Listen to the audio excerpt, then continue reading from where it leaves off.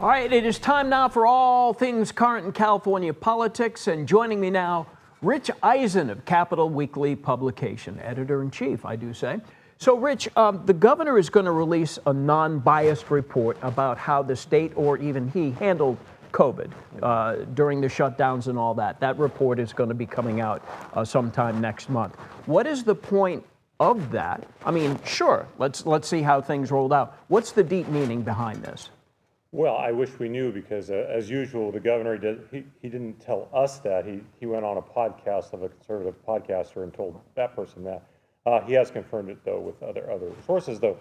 You know, he says because it's something that no one else has done, and he wants to take a good, unbiased, clear look at how we responded. Hey, and if that's the case, then great. We would all love to see that. You know, it's hard not to pin everything the governor's doing right now to, you know, what his future aspirations might be, let's say. So when the report comes out, we'll take a look at it. We'll see exactly what he says, you know, or what it says. Do you think he'd put anything in there specifically like, we really messed this whole thing up? I mean, how much transparency can you provide if you want to do something politically down the road? That's a really good question. Now, you know, one of the really key figures during COVID here was Mark Galley, who was the Secretary of Health and Human Services then. And he was one of the most widely respected people anywhere in California government. I cannot see the governor throwing him under the bus, even though he's left office now and is not, you know, in that position anymore.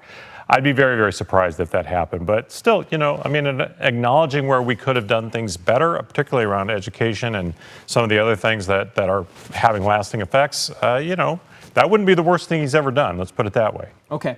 So the CEO of In-N-Out Burgers says, I'm moving my family to Tennessee. I'm opening up an office in Tennessee. And a lot of the initial reaction was an iconic California business moving to Tennessee. However, they are going to move, but their main offices will go from Irvine in a few years to Baldwin Park, I believe. Yeah, so was this a whole bunch of something about nothing? Anytime anyone these days says they're going to leave California, it's a big deal, right? This is something that becomes a big deal. Look, Lindsay Snyder has her reasons for doing what she's doing. She says it's about, you know, raising a better place to raise a family. And, you know, she's a very, she's had a colorful existence, let's put it that way. You know, she's, you know, someone whose personal life has been a little bit of a train wreck until, you know, recent years. And, you know, she will acknowledge that. She has acknowledged it. And so she's in a point in her life where she feels California is not the best place to raise her kids. Okay. Power to her. But, yeah, the business is staying here mostly. Okay.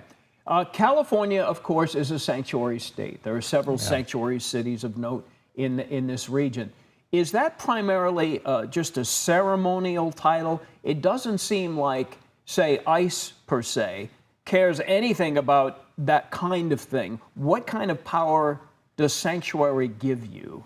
Well, what the sanctuary laws do, for the most part, is they prohibit local law enforcement from cooperating with federal law enforcement when it comes to somebody's immigration status. So, really, our sanctuary laws or local sanctuary laws have no authority over federal law. Most of the state laws have no authority over any federal law. Federal law always takes primacy.